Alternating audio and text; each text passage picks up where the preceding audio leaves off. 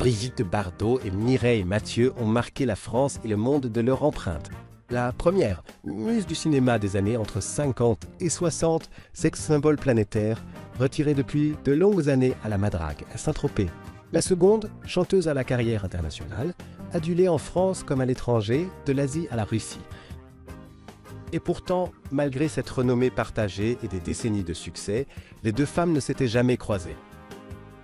Une conversation inattendue grâce à Saint-Tropez. C'est grâce à l'intervention de Sylvie Siri, maire de Saint-Tropez, que l'improbable est devenu possible. Mireille Mathieu, en déplacement dans la célèbre ville varoise, a eu le privilège de s'entretenir avec Brigitte Bardot par téléphone. Ce n'était encore jamais arrivé, s'est émue la chanteuse d'une femme amoureuse. Un échange tendre et complice. Si elles n'ont pas eu l'occasion de se voir en chair et en os, les deux artistes ont échangé plusieurs minutes.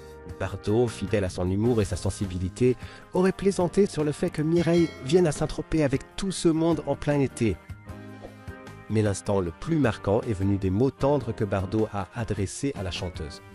« M'a dit que nous étions deux petites filles de France. » Émerveillée, Mireille a confié que l'icône de la Madrague l'avait même appelée sa petite sœur. En retour, elle l'a saluée comme sa grande sœur. C'est deux générations, une même aura. Si 12 années séparent les deux artistes, leurs destins se rejoignent dans leur statut de figure éternelle de la culture française. Brigitte Bardot a fait ses débuts au cinéma en 1952 dans le Trou normand, alors que Mireille n'avait que 6 ans. Ce n'est qu'en 1965 que la chanteuse a été révélée dans Le Jeu de la chance, le premier télécrochet de la télévision française.